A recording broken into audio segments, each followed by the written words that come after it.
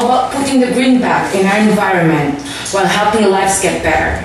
It's an ingenious business model that has since worked in 2006. I would like to also explain a little bit what Better Globe Group is doing. There are several companies. Some is in Norway, and some will be in Kenya, Uganda, and Tanzania, Sudan, and Ethiopia, which are the 5 countries in East Africa which we are going to work on in the years to come. We have huge goals, and we're going to break world records. Na tutafanya kazi na wao tupande hiyo 5 billion trees and even more, because that is the way to improve even the weather condition. Uplifting lives in the African continent through job generation, education, and overall countryside transformation.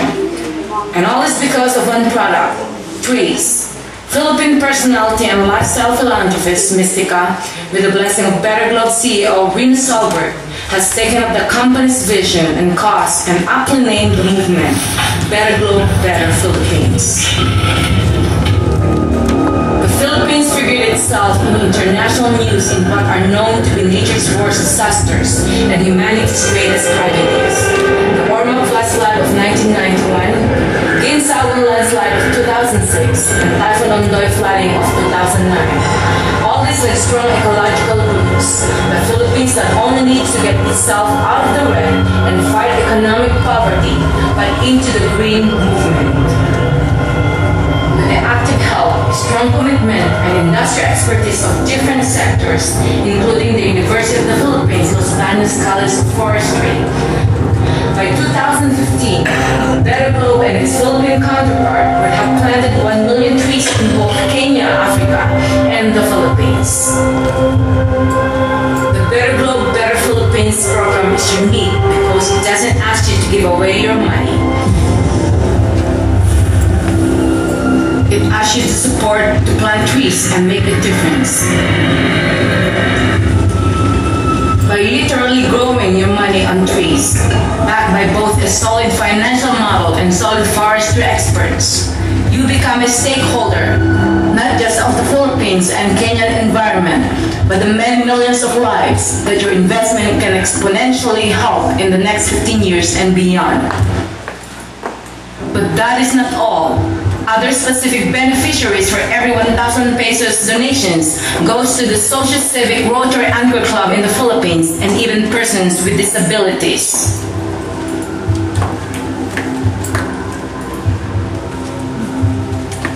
Two countries, one goal. Reforestation for the most part has become an abstract motherhood and often unreal statement. This time the results can be quantifiable and the outcome can be planet-saving, life-changing, and so we start one country at a time for the next 15 years. It's going to be Kenya and the Philippines. It sounds ambitious, but as Better Globe's history dictates, it can be done.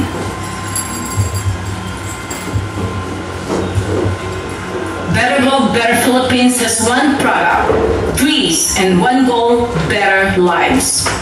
By investing in the movement, the dividends from your so-called green box are not only a better Kenya and a better Philippines, but a good conscience, a robust soul, and a generous spirit. Be part now of the green revolution. Alright, palakpakan naman po. Actually, I made that for one night only. Hindi ko po alam kung paano ko nagawa. Naghaharap kasi yung mga iba't ibang mga pictures pa na ano. Because I don't know what happened dahil medyo naghahang, di ba? Hindi lumabas lahat. Pero I was actually advised by the Rotarian president kasi at that time ilo-launch mo namin. Sabi nila, Mystica, kailangan gumawa ka ng video presentation kasi yung district governor is going to be there. Kailangan maipakita talaga natin na may video presentation para naman maganda and then later on para maganda yung ano niya and then para ma-accept, ma-approve. Sabi niya kung walang video presentation, walang launching. Sabi ko, oh my God, hindi naman ako director, producer o ano ng mga movie o whatever. Pero sabi ko, Lord, di ba sabi mo, you will give me the power and the talent to make this just one night. Hindi naman po yun siguro mahirap, Lord. Kung ngayon din, uuwi ako, meron po kaming ano dyan sa CCP. Iniwan ko po yung event doon. Sabi ko, Lord, kahit ano ang mangyayari, kailangan matapos ko po to. After all what I've done, susur ko na lang ba ako ng ganito, di ba? Kasi logic, lahat na nandun nag-aantay, di ba? So ngayon, nagising si Mr. Solberg, and all of a sudden, I said, I've got it, I have it finished. Sabi niya, how did you make this? Sabi ko, through the power of God. Di ba? So lahat po yan, lahat po ng hilingin natin, lahat po ng problema may solusyon. Nakita niyo mga problema? Ang dami. Sino pong gumagawa ng problema? Tayo. Hindi ang Diyos. Ibinigay lahat ang kasaganaan sa atin sa mundo para pangalagahan. Pero anong ginawa natin? Inabuso?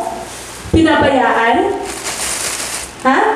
Nineglect na lang? Hindi binigyan ng pansin? Pero ngayon, anong sabi niya? Misika. Dapat nga ako'y magmakaawa sa inyo. Pero anong sabi ng Diyos? No. You have to enforce this.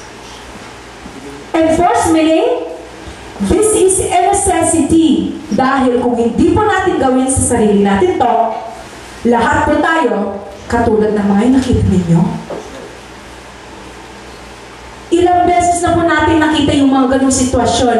Ilang beses na po natin na-witness kung ilang pong namatay nitong nakadang Ondoy o kaya bagyong Pepe or whatever.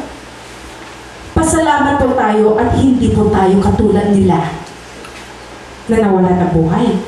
Pero paano po yung mga naiwan? Diba ang saklap na maisip na nawala yung kanilang mga anak? Diba? Pero like I said, we can do something. It's not too late para lutasin o kaya gawan po ng paraan para maisay po ang ating environment. Kasi ibinigay po ng Lord ito para sa atin. Di po ba? So nasa atin po lahat ang solusyon. Kaya po ngayon ang Perugro, Pero Philippines, ito po yung pinatayo namin ng aking partners na wala pong iba kundi yung Rotary President ng Manila Circle na si Mr. Rolly Pagaspas at sa kasama ko rin po yung UP Alumni President na si Mr. Dr. Pons Averin kasi siya po ang in-charge sa mga PWDs, Persons with Disabilities. Kasi isa rin po siya na biktima po ng disability kasi magmula po nun siya na aksidente sa isang car accident, nagkaroon po siya ng andito, diferensya. So, of course, all his life, alam niya na kahit marami tayong mga PWDs, may pag-asa pa rin po sila. All we have to do is bigyan natin ng pansin. Di po ba? Marami pong mga bata sa lansangan na konting bagay lang na bibigyan natin, konting attention. Hindi mo pa alam na yung isang street kids na pala na, isa sa mga street kids na yun ay isang katulad ko. Hindi niyo pa alam na kung bakit binabalik-balikan ko ang baywalk. Kasi kung ano po yung naranasan ng mga bata, naranasan ko rin po yun. Yung mga bahay na naglalapag doon, 1 month ko pong ginawa yun. Nung pumunta ako na Manila, kamamatayan po na